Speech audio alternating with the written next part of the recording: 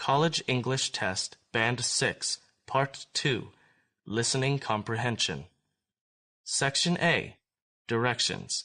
In this section, you will hear 2 long conversations. At the end of each conversation, you will hear 4 questions. Both the conversation and the questions will be spoken only once. After you hear a question, you must choose the best answer from the 4 choices marked A, B, C, and D. Then mark the corresponding letter on answer sheet 1 with a single line through the center. Conversation 1. Tonight we have a special guest from a local establishment, the Parisian Café. Welcome. Hi, thanks for having me on your show. Thank you for joining us. So please tell us, why did you decide to open a cafe? Well, we saw the opportunity to offer something a little special and different from other establishments. Cafes certainly are a very competitive market sector. There are more than plenty in our city, and we felt they are all rather similar to each other. Wouldn't you agree? Certainly, yes. So how is your establishment any different? Well, simply put, we have rabbits wandering freely around the place. Our customers come in and enjoy their food and drinks, while little rabbits play about and brush against their legs. There's no other place like it. That's amazing. How did you come up with the idea? We saw other cafes with cats in them, so we thought, why not rabbits? People love rabbits. They are very cute animals. But is it safe? Do the rabbits ever bite people, or do any customers ever hurt the rabbits? It's perfectly safe for both the rabbits and our customers. Rabbits are very peaceful and certainly do not bite. Furthermore, our rabbits are regularly cleaned and have all received the required shots, so there is no health risk whatsoever. As for our customers, they are all animal lovers, so they would never try to hurt the rabbits. Sometimes a young child may get overexcited and be a little too rough, but it's never a serious matter. On the contrary, the Parisian Café offers a great experience for children, a chance for them to learn about rabbits and how to take care of them. Well, it's certainly the first time I've heard of a cafe like that. Questions 1 to 4 are based on the conversation you have just heard. Question 1. What do we learn about the woman?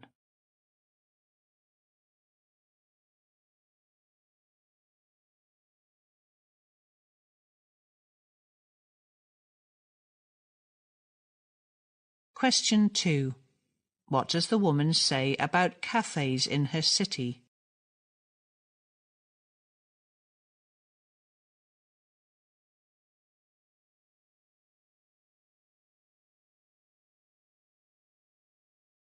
Question 3. How does the Parisian Café guarantee that its rabbits pose no health threat?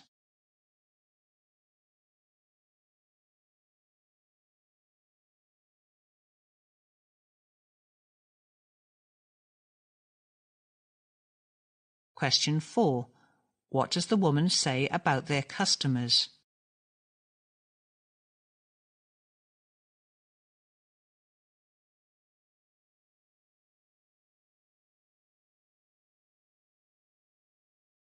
Conversation 2. Hey there, how are you? Oh, hi, I'm great, thanks. And you look great too. Thank you. It's good to see you shopping at the organic section. I see you've got lots of healthy stuff. I wish I could buy more organic produce from here, but I find the kids don't like it. I don't know about yours, but mine are all about junk food. Oh, trust me, I know exactly how you feel. My children are the same. What is it with kids these days and all that junk food they eat? I think it's all that advertising on TV. That's where they get it. Yes, it must be. My children see something on TV and they immediately want it. It's like they don't realize it's just an advertisement. Right, and practically everything that's advertised for children is unhealthy processed foods. No surprise then, it becomes a battle for us parents to feed our children ordinary fruit and vegetables. That's just the thing. One never sees ordinary ingredients being advertised on TV. It's never a carrot or a peach. It's always some garbage like chocolate-covered sweets. So unhealthy. Exactly. And these big food corporations have so much money to spend on clever tactics designed to make young children want to buy their products. Children never stand a chance. It's really not fair. You are so right. When we were children, we barely had any junk food available, and we turned out just fine. Yes, my parents don't understand any of it. Both the TV commercials and the supermarkets are alien to them. Their world was so different back when they were young. I don't know what will happen to the next generation. The world is going crazy. You bet. Questions 5 to 8 are based on the conversation you have just heard. Question 5. What do the speakers say about the food their children like?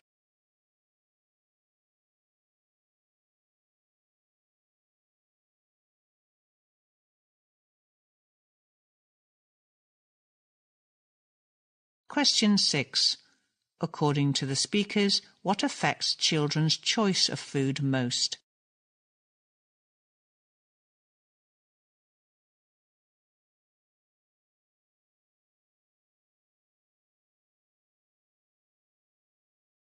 Question 7. What do the speakers believe big food corporations are doing?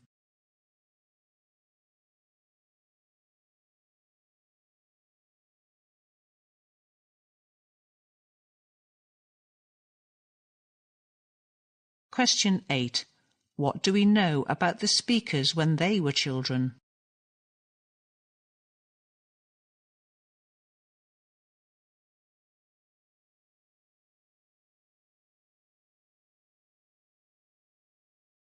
Section B. Directions. In this section, you will hear 2 passages. At the end of each passage, you will hear 3 or 4 questions. Both the passage and the questions will be spoken only once. After you hear a question, you must choose the best answer from the 4 choices marked A, B, C and D. Then mark the corresponding letter on answer sheet 1 with a single line through the centre. Passage 1. At some 2,300 miles in length, the Mississippi is the longest river in the United States. At some 1,000 miles, the Mackenzie is the longest river in Canada. But these waterways seem minute in comparison to the world's 2 lengthiest rivers, the Nile and the Amazon.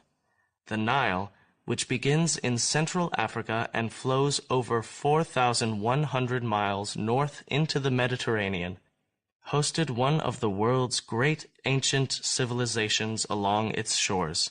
Calm and peaceful for most of the year, the Nile used to flood annually, thereby creating, irrigating, and carrying new topsoil to the nearby farmland on which ancient Egypt depended for livelihood. As a means of transportation, the river carried various vessels up and down its length. A journey through the unobstructed part of this waterway today would pass by the splendid Valley of the Kings, where the tombs of many of these ancient monarchs have stood for over 3,000 years. Great civilizations and intensive settlement are hardly associated with the Amazon. Yet this 4,000-mile-long South American river carries about 20% of the world's fresh water, more than the Mississippi, Nile, and Yangtze combined. Other statistics are equally astonishing. The Amazon is so wide at some points that from its center neither shore can be seen. Each second the Amazon pours some 55 million gallons of water into the Atlantic. There, at its mouth, stands one island larger than Switzerland. Most important of all, the Amazon irrigates the largest tropical rainforest on Earth. Questions 9 to 11 are based on the passage you have just heard. Question 9. What can be found in the Valley of the Kings?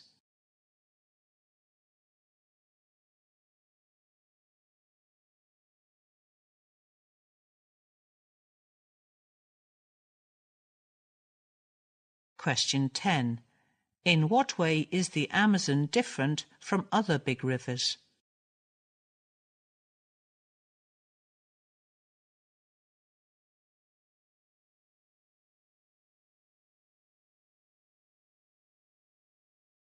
Question 11. What does the speaker say about the Amazon?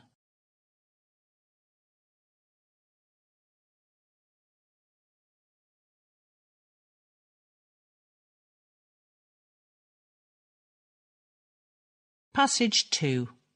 How often do you say to people, "I'm busy," or "I haven't got time for that"? It's an inevitable truth that all of us live a life in the fast lane, even though we know that being busy is not always particularly healthy. Growing up in New Zealand, everything was always calm and slow.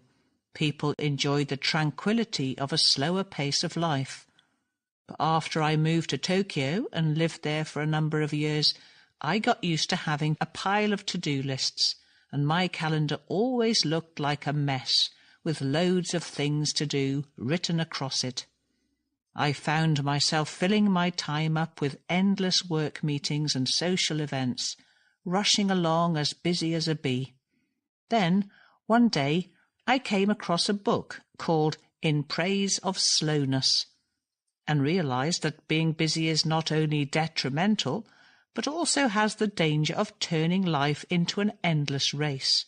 So I started practicing the various practical steps mentioned by the author in the book, and began to revolt against the very idea of being too busy. It doesn't mean that my to-do lists no longer exist, but I've become more aware of the importance of slowing down and making sure that I enjoy the daily activities as I carry them out.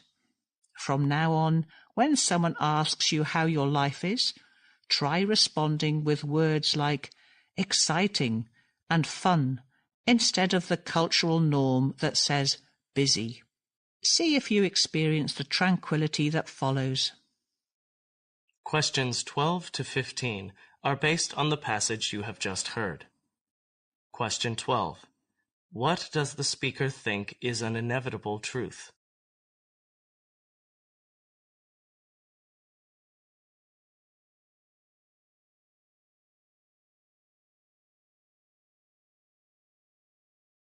Question 13. What does the speaker say about her life in Tokyo?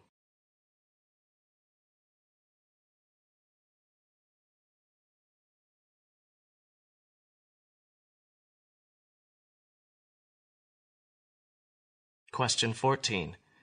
What made the speaker change her lifestyle?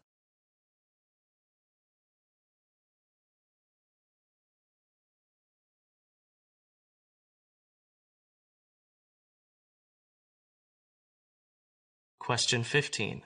What happened after the speaker changed her lifestyle?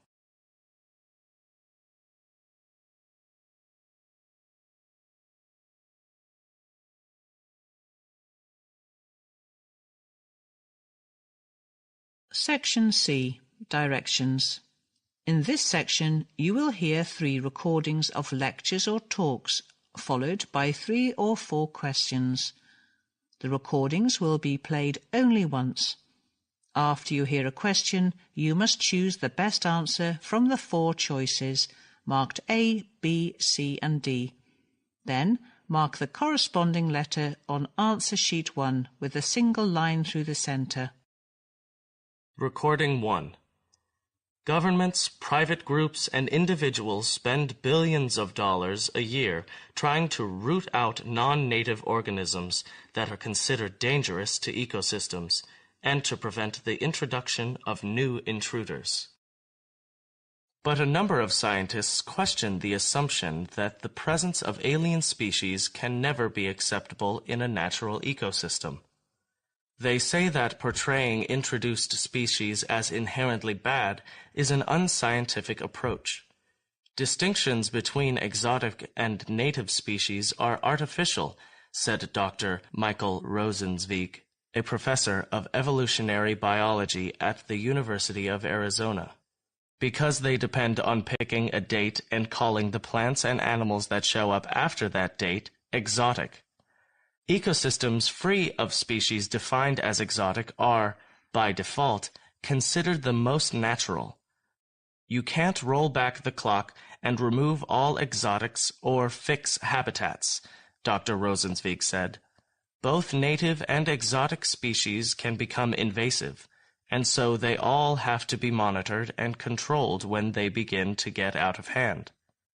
At its core, the debate is about how to manage the world's remaining natural ecosystems and about how and how much to restore other habitats. Species that invade a territory can harm ecosystems, agriculture, and human health. They can threaten some native species or even destroy and replace others. Next to habitat loss, these invasive species represent the greatest threat to biodiversity worldwide, many ecologists say. Ecologists generally define an alien species as one that people accidentally or deliberately carried to its new location. Across the American continents, exotic species are those introduced after the first European contact. That date, rounded off to 1500 AD, represents what ecologists consider to have been a major shift in the spread of species, including crops and livestock, as they began to migrate with humans from continent to continent.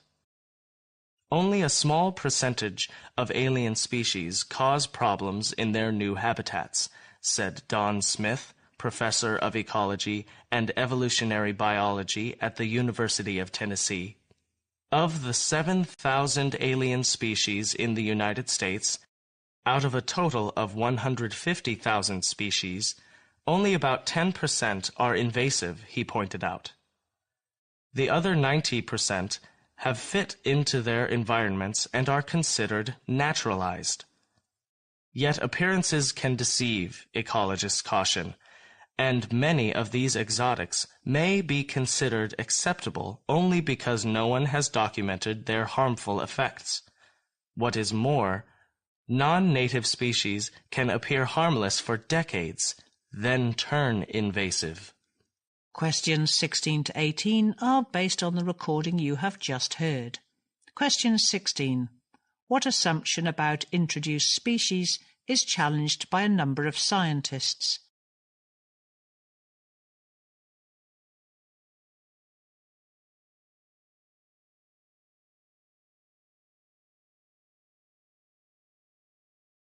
Question 17. What does Dr. Michael Rosenzweig think of exotic and native species?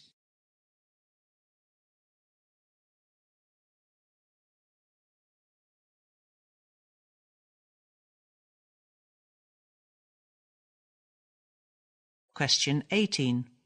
What does Professor Don Smith say about alien species?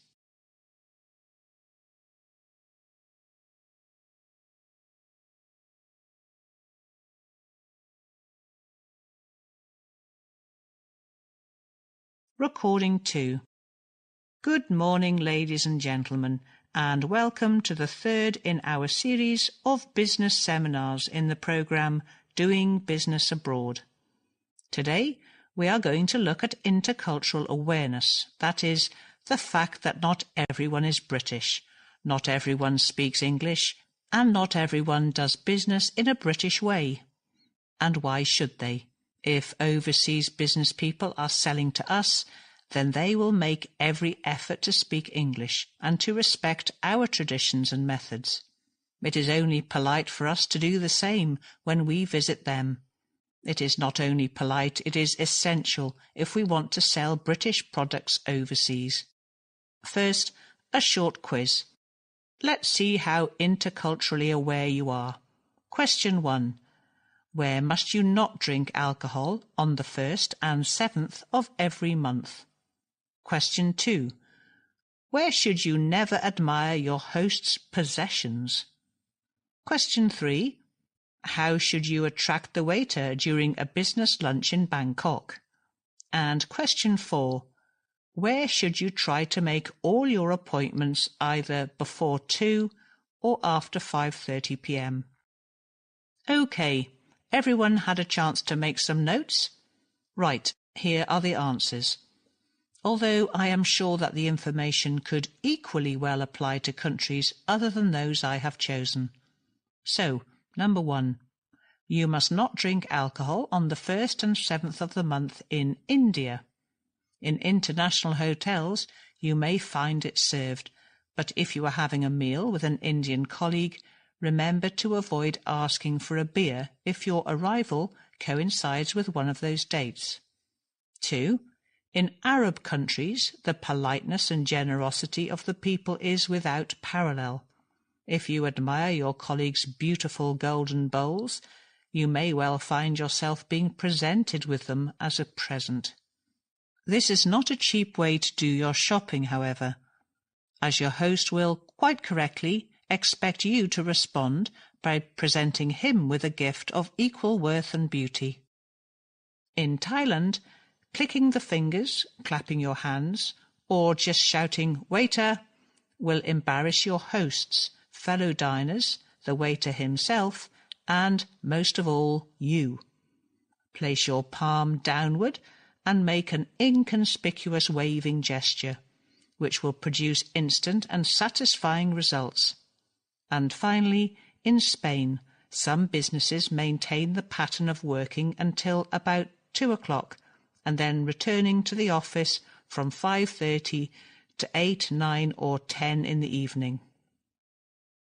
Questions 19 to 21 are based on the recording you have just heard.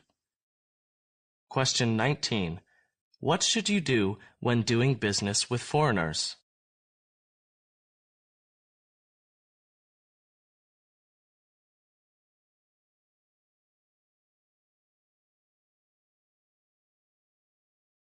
Question 20. What must you avoid doing with your Indian colleague?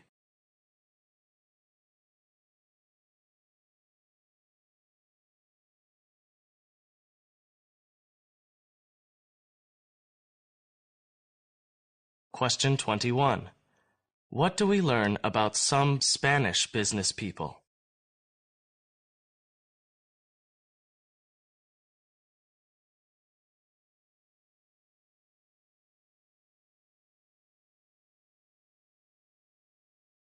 Recording 3.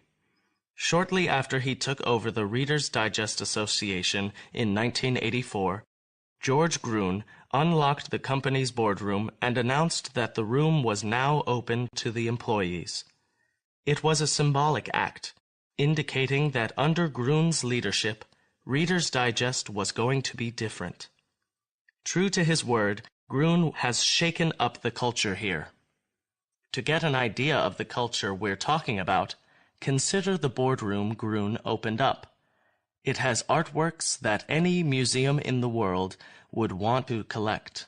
Paintings by many world-famous artists like Monet and Picasso. Its headquarters houses some 3,000 works of art. The main building is topped with a Georgian tower with 4 sculptures of the mythical winged horse, the magazine's corporate logo. It sits on 127 acres of well-trimmed lawns. The editor's office used to be occupied by founder DeWitt Wallace, who, along with his wife, Leela Aitchison Wallace, launched Reader's Digest in 1922 with condensed articles from other publications. It has become the world's most widely read magazine, selling 28 million copies each month in 17 languages and 41 different editions. The Wallaces, both children of church ministers, had a clearly defined formula for their little magazine, as Reader's Digest was originally subtitled. Articles were to be short, readable, and uplifting. Subjects were picked to inspire or entertain. The Wallaces didn't accept advertising in the U.S. edition until 1955, and even then they didn't allow any ads for cigarettes, liquor, or drugs. The Wallaces also had a clear sense of the kind of workplace they wanted. It started as a mom-and-pop operation, and the childless Wallaces always considered employees to be part of their family. Employees still tell stories of how the Wallaces would take care of employees who had met with misfortunes, and they showered their employees with unusual benefits, like a turkey at Thanksgiving and Fridays off in May. This cozy workplace no longer exists here. The Wallaces both died in their 90s in the early 1980s. George Gruen, a former ad salesman who joined Reader's Digest in 1960, has his eye focused on the bottom line. In a few short years, he turned the magazine on its head. He laid off several hundred workers. Especially hard hit were the blue and pink collar departments, such as subscription fulfillment.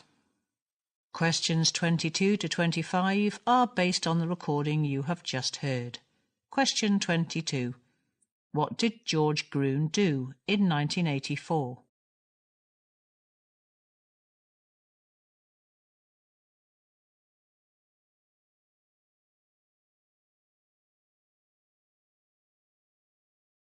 Question 23. How did the Wallaces define the formula for Reader's Digest?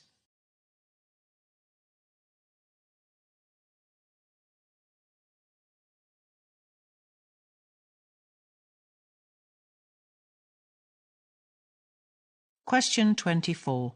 What do we learn about the founder of Reader's Digest, DeWitt Wallace?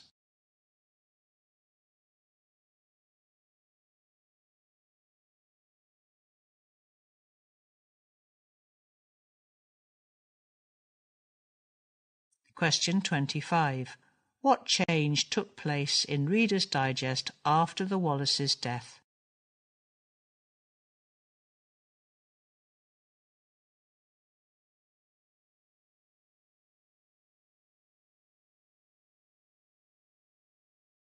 This is the end of listening comprehension.